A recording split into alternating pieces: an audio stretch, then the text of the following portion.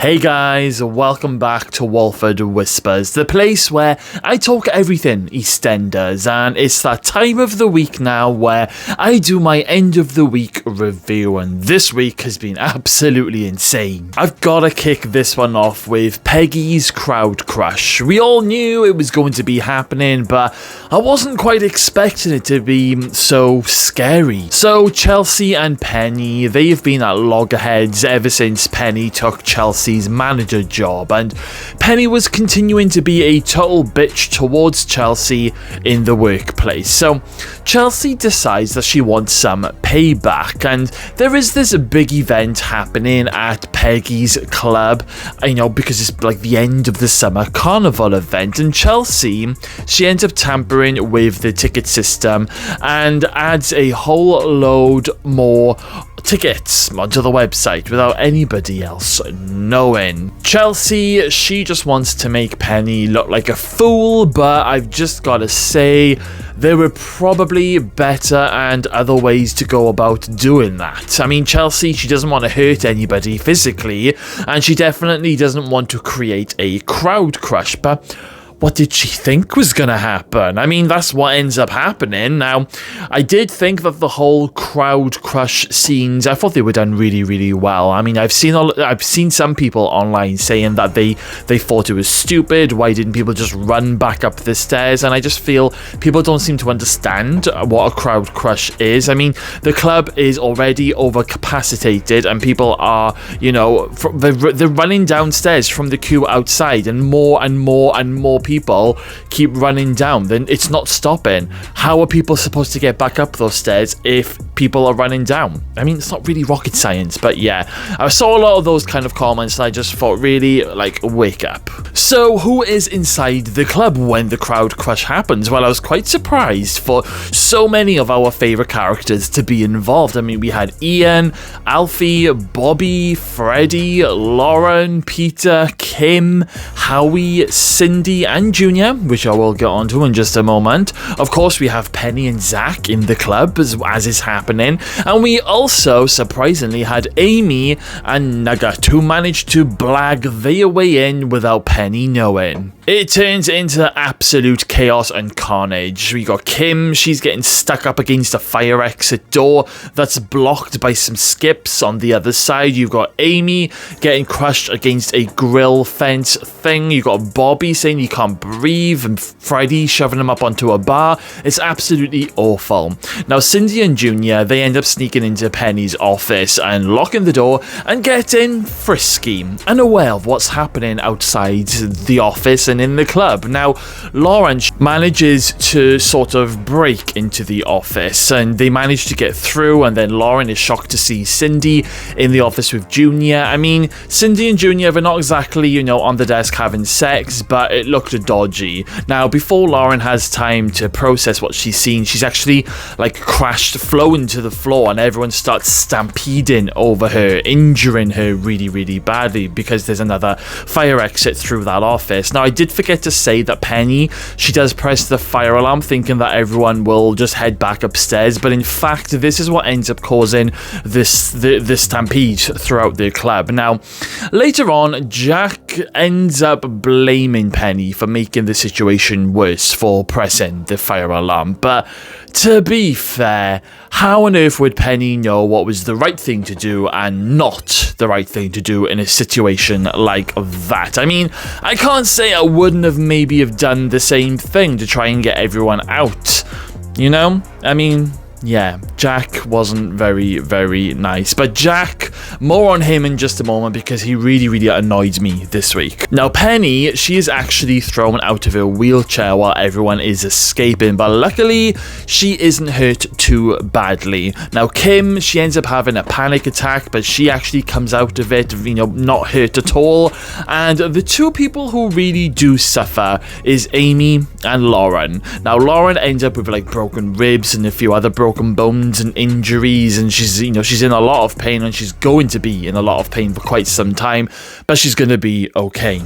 Amy, on the other hand, ends up flatlining just as the paramedics get her into the back of the ambulance, and it is kind of touch and go there for a very long time, but they manage to get her into a serious but stable condition. Now, back over to Jack, because Jack, as I said, he ends up blaming Penny for pressing the fire alarm, but then later on when Penny is actually arrested for issuing these extra tickets, Jack just blames her even more, even though Penny is innocent and she protests her innocence to her dad. He just won't believe her. He even tells Penny that Amy is his favourite, and I was like, whoa, now Jack, that is not how to pair. That's just like, no, that's below the belt. Now, let's not forget, Penny is in a wheelchair for life because of some criminals that wanted revenge against him many, many, many years ago. So, think about it, Jack.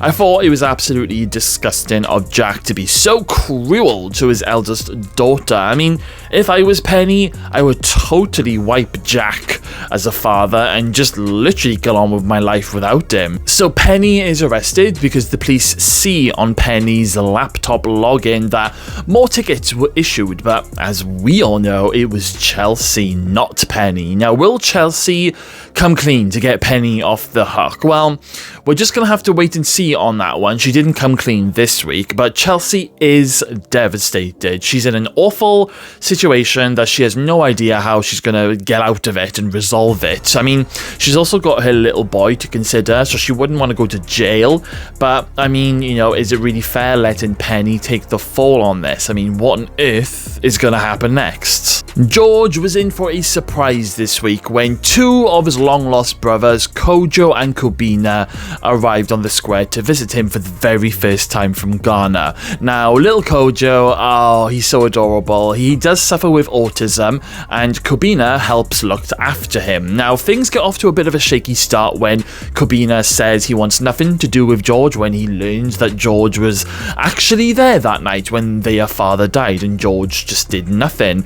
I mean, let's be fair here, George was a kid at the time of this happening, and I did think that Kobina's reaction was a little bit over the top, but when the brothers go back to their hotel, Kojo somehow ends up back on the square on his own, and he ends up staying with George for the night at the Vic. Now, I gotta say, Kojo is just so adorable. He loves cars, he loves London taxis, and he's also very, very clever as well, but he does need looking after. Now, by the end of the week, George and Kobina, they do end up making peace, because George learns how hard it's been for Kobina and his family in Ghana looking after Kojo full-time since their mother died, and George offers for Kojo to stay with him in London for a couple of weeks while Kobina goes back to Ghana to see his family. Now, Elaine airs her concerns to George privately about Kojo's autism, like, are they going to be okay? Because, it is a reasonable thing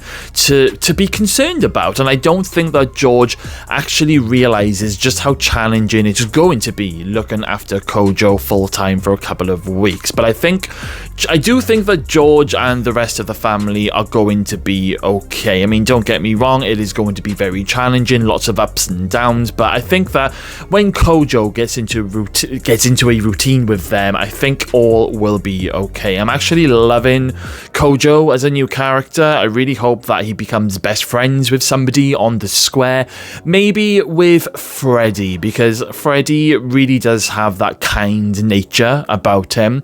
All I gotta say is, well done EastEnders for airing and bringing up autism in soap, because it's here in real life, it's very, very real, and it definitely has a story to tell on screen, and also to help spread some awareness, because I believe there is still a lot of ignorance against people who suffer with autism, and that definitely needs to change. And Bernie was discovered as the phantom person behind those letters and those horrible text messages, and when Sharon and Linda confront her, Bernie admits that she's been to visit Dean and she believes that he is innocent, and believes that Sharon and Linda are both lying to send Dean away, because Bernie thinks that Sharon is the real killer and accuses Sharon to her face. And during this week's final Duff moment, Bernie ends up painting murderer across Sharon's front door. She then throws paint over Sharon and then decides to do this big announcement and shouts out to the whole square that Sharon Watts is a murderer. She killed her brother Keanu. Oh god, this is not looking good. I mean, these 6 women are in a bit of a mess now because Sharon, she won't want to take the blame for Linda. However, the 6 women are involved in so many different things now in this storyline. They would all end up in prison if it all came out. So they now have to really stick together, stick to their original plan, their original story, and see it through to the end. But it's going to get very messy and very intense at Dean's trial this coming week. I'm so excited to see what happens. Apparently, there are a lot of twists and turns that this trial is going to take this week, and nobody will apparently believe how it's all going to end on Thursday. Now, what do you guys think is going to happen at Dean's trial? Let me know in the comments box below. But me, I reckon Shirley will definitely be making an appearance. Maybe even Dean's sister Carly. Oh, it's going to be so good. So much has happened this week. It has been crazy. The best part about this week is definitely the Crowd Crush storyline. And I think my least favorite moment from this week is definitely Jack being cruel to his daughter Penny. I am just not okay with that. But guys, that is enough of me babbling. I want to hear all of your thoughts on this week's episode. So, do you think Lauren is going to realize what Cindy and Junior were doing in that office? And do you think it's all gonna sort of piece together as she gets better? And do you think that Amy is going to be coming out of this one alive? Or do you think that there may be much more like long-term damage? Let me know everything in the comments box below. Okay then guys, thank you all for watching today. Please make sure you smash that subscribe button. Stay safe out there, and I will see you all again very soon.